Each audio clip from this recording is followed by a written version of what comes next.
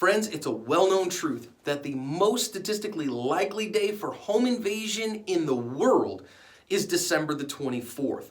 So I want to talk just a little bit today about thinking about home invasions and how to protect your family on this most vulnerable day of the year. Home invasions at Christmas time. Let's talk about it. The earliest reports that we have of home invasions come from 1823 all the way back into the 19th century, and they've been stylized a little bit and put to popular poem. And we see this here, that it happens on Christmas far more than any other day. As you see in the report, it says, "'Twas the night before Christmas, when all through the house not a creature was stirring, not even a mouse. Stockings were hung by the chimney with care in hopes that St. Nicholas soon would be there, and the children were nestled all snug in their beds, while visions of sugar plums danced in their heads, and Mom in her kerchief and I in my cap had just settled down for a long winter's nap, when out on a lawn there arose such a clatter, I sprang from my bed to see what was the matter." And if you've been around for a few Christmas times, you know what happens from there. It goes from a trespassing to an actual home invasion, and this happens all around the world all the time. So it's definitely worth us considering what is the best way to protect ourselves and our family from these kind of invasions.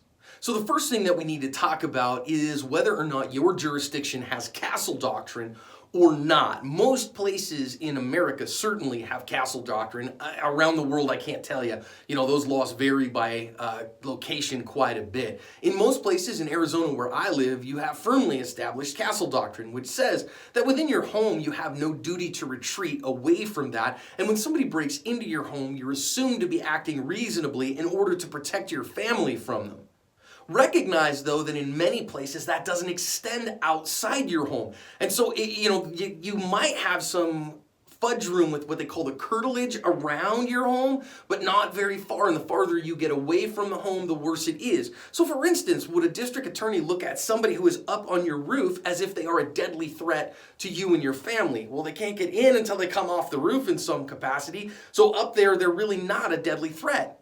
Likewise, just because there's a gang of people standing outside your door yelling at you that they want some figgy pudding and that they won't go until they get some, well, that's not necessarily a deadly threat. Now, if they rush inside your home to take some figgy pudding or to harm you and yours in that process, well, that's a different story, and you're more likely to be able to use deadly force to protect yourself and your family against that. But if they're just standing there saying they're not going to leave, well, your best bet is not to use lethal force. It's to call the cops and have them trespassed off your property. I gotta be honest, if you want my figgy pudding, it's all yours. I'm not into it.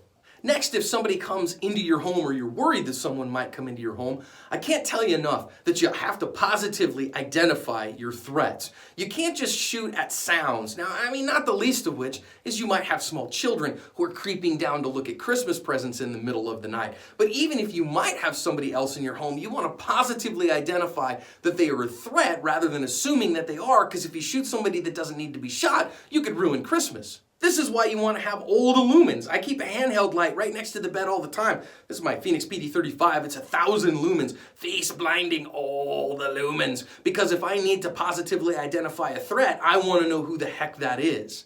Because let's be real, I've heard that both FedEx and UPS are subcontracting their delivery procedures, and they've gone so far as to hire outsiders, some who kind of wear weird clothes and deliver in non-conforming ways. And if you shoot their delivery guy who's there to actually bring you things rather than take them, you could get in trouble. I also recommend that you keep some light on your home defense firearm. Right now I'm testing out the Surefire XC1 Bravo. It's not all the lumens, but it's some of the lumens mounted on your pistol in a very compact way. Having a pistol-mounted light, a rifle-mounted light, a shotgun-mounted light for home defense, really wise, because again, you got to identify your target. Next, you also want to think about whether that person has truly trespassed and broken into your home, or whether they've been invited in, because we've heard of district attorneys who have said, listen, if you made any attempt to invite them into your home, then they're not a trespasser, not a home invader, they are an invitee, and therefore you cannot use force to defend yourself against them. Well, how might that be? For instance, Well, I know a lot of people this time of year that for some reason they leave milk and cookies out for people who might show up. That milk and cookies might be seen as an invitation to somebody who came in and was offered some refreshment. So watch out what you do on your Christmas Eve festivities. Heck, a zealous prosecutor could even see that as baiting. You know, fat guys, they really like cookies, and if you leave them out, they might just not be able to contain themselves. And therefore, you actually baited them into coming into your house, and that makes you the aggressor. Next, we want to talk about home defense choices, and there's a lot of discussion on the Gunternet about whether a pistol, a rifle, or a shotgun is the best tool for home defense. Well, we're not going to solve that today, but I will say this to somebody who says, well, I like having a shotgun because, you don't have to aim it quite as much, and besides, the guy that you're worried about might be really fat. Well, listen, that might be the case, but you can't guarantee that, and you don't know that that's not a ruse anyways. And fat jokes? Really? Fat jokes? Come on. Besides, we have in popular lore, and we actually know that there are home invasions from those whose heart has been shown to have shrunk 3 sizes too small. And if you're trying to hit the pumps and the pipes, and your assailant or your home invader has a heart that shrunk 3 sizes too small from their history, well, you need an accurate shot in order to hit that well, and I don't think a shotgun is the right tool in that capacity. Therefore, my recommendation, whichever one you practice with more. If you practice with your pistol more, use your pistol for home invasions. If you use your rifle more, use a rifle for home invasions. But whatever the case may be, positively identify your threat, know what the target is, and stop that threat as quickly as you can if you have to. We also have several documented instances of young children who don't have access to firearms and nevertheless have to defend themselves against home invasions on Christmas Eve against multiple attackers in non-conventional ways. And since we have that on surveillance video, it's worth us looking at a couple to learn a couple of lessons about how best our children might be taught to defend themselves in these kind of situations.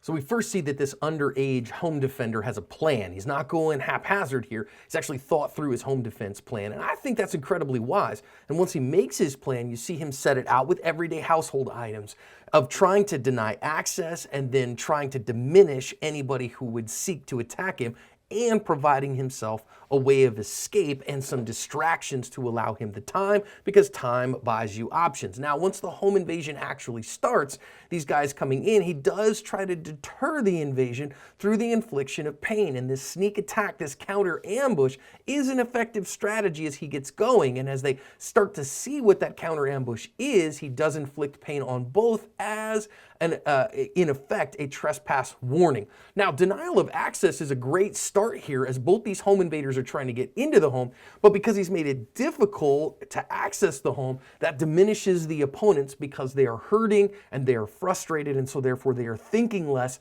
about being able to hurt him. And instead, they are having to think about their own injuries. Now, some of those are fall injuries, some of those are heat injuries, and these kinds of denial of access can deter attacks many times. And the next thing that we see here is some kind of offensive that is away from the defender. An automatic defense like that is incredibly effective. Now, you see the denial of access here. He can't use the temperature, but he can use different means in order to affect the same thing. So it's the principle that counts here, including diminishing somebody via telling them that, hey, listen, if you come into my home, you are going to be lit on fire. It's your home, right? They have no right to be there. So then as they're continuing to try to do that, you see him as they're entering as well, doing the best that he can to deter and then to diminish his attackers. And even if you don't have firearms or whatever, you can use things like paint cans in order to afflict the people that are coming after you, and these kind of things can cause concussions and give you the time, like this young man here has, in order to get out. And that was incredibly useful. So denying access and then giving yourself time while you get away is incredibly important. Now, I think one last good thing that we're going to see this young man do here, as these guys are going to actually come out after him in his home defense plan, as he's tried to get away, they're going to come out after him, but he actually has a plan for that too. So having a plan and working your plan, incredibly important, even without firearms for young people, in order to cover their ASP. So December the 24th, home invasion time, folks. The most common day of home invasion in America and around the world. So do the right things, prepare appropriately, understand the difference between your castle and your curtilage, make sure that you got the right tools, and cover your ASP.